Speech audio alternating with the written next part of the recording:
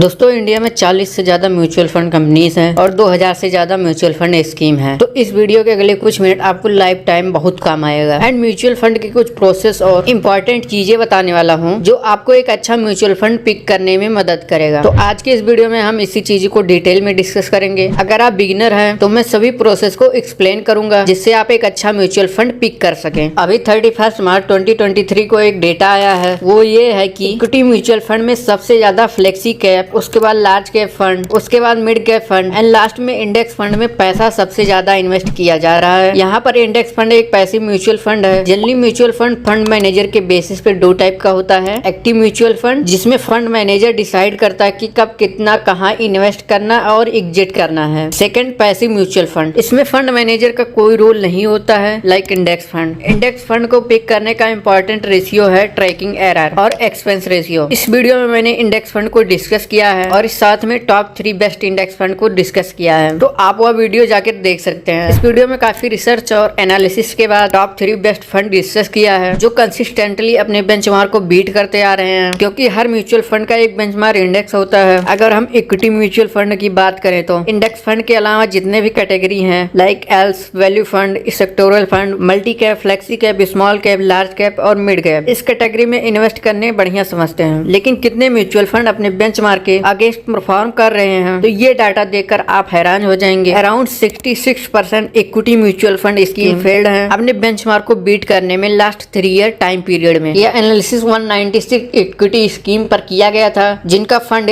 3 साल से ज्यादा हो चुका है, जिसमें ओनली 67 स्कीम अपने बेंचमार्क को बीट कर पाए हैं और 129 स्कीम फेल्ड हैं। इनमें भी मिड कैप कैटेगरी का बहुत बुरा ही परफॉर्मेंस था। Around 83% mid cap scheme last 3 year में अपने बेंचमार्क से अंडर परफॉर्म की हैं। केवल 4 scheme HDFC, Motilal Oswal, quant, SBI, magnum mid firm अपने बेंचमार्क को बीट कर पाए हैं। फ्लेक्सी कैप में अराउंड 76% और स्मॉल कैप में 43% स्कीम ने अपने बेंचमार्क से अंडर परफॉर्म किया है, यानी वो अपने बेंचमार्क के जितना भी नहीं रिटर्न दे पा रही हैं। और भी बहुत इक्विटी फंड के कुछ डाटा हैं, आप वीडियो को पॉज करके देख सकते हैं। यहाँ पर इंडेक्स फंड में 0.01% से 0.5% का एक्सपेंस रेशियो पे करना होता है, जबकि इन फंड्स में 0.2% से लेकर 3% तक का एक्सपेंस रेशियो पे करना होता है। और इस कैटेगरी में किसी अच्छे फंड को पिक करते हैं तो उनमें एक्सपेंस रेशियो मोर देन 0.5% हो सकता है, इससे कम नहीं। तो इनमें इन्वेस्ट करने और ज्यादा एक्सपेंस रेशियो पे करने का मोटिव ये होता है कि हम यहाँ थोड़ा ज्यादा रिटर्न एक्सपेक्ट करते हैं, और हमें ज्यादा रिटर्न तभी मिल सकता है जब ये फंड अच्छा परफॉर्म करें और बेंचमार्क से ज्यादा रिटर्न बना कर दें। और जब ये अपने बेंचमार्क को बीट नहीं कर पाते तो हमें यहाँ 2 लॉस होता है। पहला, एक तो बेंचमार्क को बीट नहीं कर पा रहे तो अगर हम इंडेक्स फंड में इन्वेस्ट करें तो उतना रिटर्न पा सकते हैं, उसमें कम रिस्क भी होगा। और सेकंड, एक्सपेंस रेशियो जो इंडेक्स फंड में कम होता है, यहाँ हमें ज्यादा एक्सपेंस रेशियो पे करना पड़ता है। तो यहाँ ओवरऑल मैक्सिमम फंड अपने बेंचमार्क को बीट नहीं कर पाते। ऐसे में बहुत ही मुश्किल होता है एक बेस्ट म्यूचुअल फंड को पिक करना जो कंसिस्टेंटली परफॉर्म कर रहा हो। तो हम जब भी किसी फंड को पिक करें तो ये ध्यान देने की जरूरत है कि वो फंड कंसिस्टेंटली रिटर्न बना कर दे रहा हो, यानी वो फंड कभी कम या तो कभी बहुत ज्यादा रिटर्न ना दे रहा हो, और उसका fund as more than 3 year to 5 year होना चाहिए या उससे ज्यादा होना चाहिए। क्योंकि अगर कोई फंड 3 साल का है, क्योंकि 3 साल से कम फंड में तो इन फंड के कुछ important ratio like standard deviation, beta, Sharpe ratio and alpha, ये सब मिसिंग होते हैं, जिस कारण हम रिस्क और रिटर्न का अंदाजा नहीं लगा पाते। कोई भी फंड पिक करते हैं तो फंड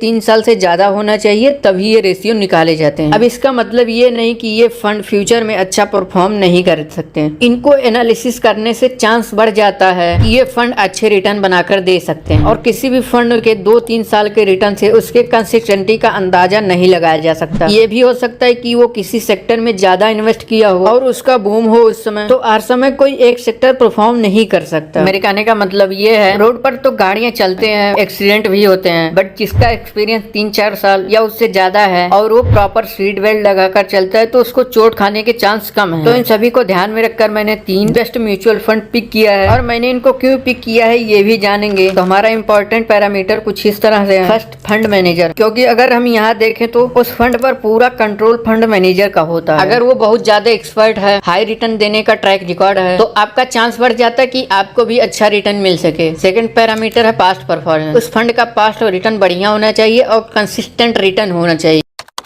अगर किसी फंड के एक्सपेंस रेशियो ज्यादा है तो लॉन्ग टर्म में हमारे फंड का इसका बुरा इम्पैक्ट पड़ता है। तो एक्सपेंस रेशियो कम होना चाहिए। तो इसका मतलब ये नहीं कोई म्यूचुअल फंड 20% का रिटर्न दे रहा है उसका एक्सपेंस रेशियो 1% है और कोई 15% का रिटर्न दे रहा है उसका एक्सपेंस रेशियो 0.5% है। तो हमें 15% वाले फंड को पिक करना है। हमें यहाँ 20% वाले रिटर्न को पिक करना है क्योंकि हमें ज्यादा रिटर्न दे रहा है तो हम ज्यादा एक्सपेंस रेशियो पे कर सकते हैं। फोर्थ पैरामीटर है स्टैंडर्ड डेविएशन। इसका मतलब ये फंड अपने एवरेज रिटर्न से कितना ज्यादा और कितना कम रिटर्न दे सकता है। स्टैंडर्ड डेविएशन हमेशा कम होना चाहिए। अगर ये ज्यादा होगा तो फंड उतना ज्यादा वोलेटाइल होगा। फिफ्थ पैरामीटर है बीटा। ये भी वोलेटिलिटी को बताता है। अगर बीटा का वैल्यू 1 से अधिक है तो वो अपने बेंचमार्क से ज्यादा वोलेटाइल है। बीटा का वैल्यू हमेशा 1 से कम होना चाहिए और ये जितना कम होगा उतना बेटर है। 6 नंबर है अल्फा। अल्फा बताता है कि कोई फंड अपने बेंचमार्क के कंपेयर में कैसा परफॉर्म किया है। ये ज्यादा होना चाहिए। ये कुछ इंपॉर्टेंट पैरामीटर है जिनके बेसिस में मैंने इन फंड को पिक किया है। तो आइए इन फंड को डिस्कस कर लेते हैं और उससे पहले इक्विटी म्यूचुअल फंड के प्रॉफिट पर टैक्सेशन की बात कर लेते हैं। तो यहाँ 2 तरह का टैक्स एप्लीकेबल होता है, LTCJ यानी long term capital gain tax और दूसरा STCJ यानी short term capital gain tax. अगर आप आफ्टर 1 ईयर या मोर देन 1 ईयर अपने यूनिट्स को सेल करते हैं तो आपको LTCJ long term capital gain 10% plus cess देना होगा। अगर आप विद इन 1 ईयर यानी 1 साल के अंदर अपने यूनिट्स को रिडीम करते हैं तो आपको STCJ यानी short term capital gain tax 15% plus cess देना होगा। पर यहाँ एक चीज का ध्यान देना है, अगर आपका long term capital gain up to 1 lakh है तो आपको कोई टैक्स नहीं देना होगा, 1% भी नहीं। अगर आपका प्रॉफिट 1 लाख से ज्यादा है तो 1 लाख से ज्यादा अमाउंट पर 10% टैक्स देना होगा। फॉर एग्जाम्पल अगर long term capital gain 1.5 lakh है तो आपको 15,000 पर 10% प्लस सेस टैक्स देना होगा। अब आइए अपने फंड को डिस्कस कर लेते हैं। हमारा फर्स्ट फंड है Nippon India small cap fund. Small cap एक ऐसी कैटेगरी है जिसमें आपको लॉन्ग टर्म 5 साल या उससे ज्यादा टाइम पीरियड में हमेशा प्रॉफिट होगा और कंपेयर अदर फंड बहुत ही अच्छा रिटर्न मिलता है। स्मॉल कैप में बहुत सारे फंड है जो बहुत अच्छा रिटर्न बनाकर दे रहे हैं, लेकिन इसका मतलब ये नहीं वो रिटर्न पैरामीटर को देखकर अपने पोर्टफोलियो में रख लेना चाहिए। Nippon India small cap fund में कंपेरेटिवली इसका रिस्क और रिटर्न काफी अच्छा है। अगर हम इस फंड के रिटर्न की बात करें तो इस फंड ने last 1 year, 3 year, 5 year, 10 year और ऑल टाइम एवरेज रिटर्न देखें तो इस फंड ने कंसिस्टेंटली अपने बेंचमार्क को बीट किया है और बेंचमार्क से ज्यादा रिटर्न बनाकर दिया है। अगर हम इसके रिटर्न को कंपेयर करें बेंचमार्क से तो 6 मंथ